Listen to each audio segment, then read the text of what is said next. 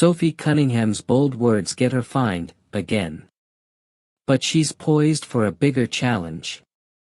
The Indiana Fever have stumbled from one obstacle to another as the end of the WNBA regular season draws closer. But the challenge that has been, arguably, most talked about surrounding the team this season is not just a result from a game, it is the aftermath of what Sophie Cunningham said. The 29-year-old guard has been once again put in a tough spot by the league after she made comments about rookie phenom Paige Bueckers. Cunningham recently discussed the Fever's close loss to the Dallas Wings with "Show Me Something." Advertisement in this conversation, Bueckers played an exemplary game. And while she was all praise for the rookie, whom she described as a hell of a player, and admitted she'd want to play with someday, she didn't mince her words for the referees. "Those refs were giving Bueckers every whistle last night," Cunningham added.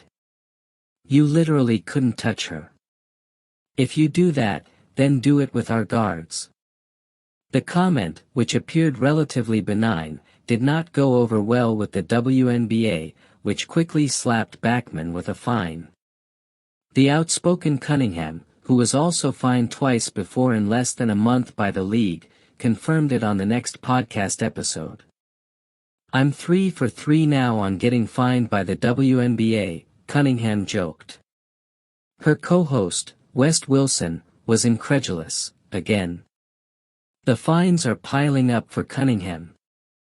This recent fine for the Bueckers quote is the latest in a series of events which have made her arguably the most divisive player in the league. Cunningham was previously fined $500 in the summer for pretending to be a referee in a TikTok video of herself mouthing a few words to Sabrina Carpenter's man-child, posted with a caption that read, "At some refs."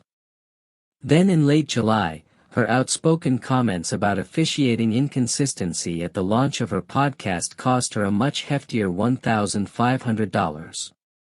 Although his fines have put Cunningham at loggerheads with the league, her battles extend beyond her shooting from the lip propensity. The veteran guard now has a much more personal fight on her hands. She has a torn MCL that will require surgery and could sideline her for 5 months.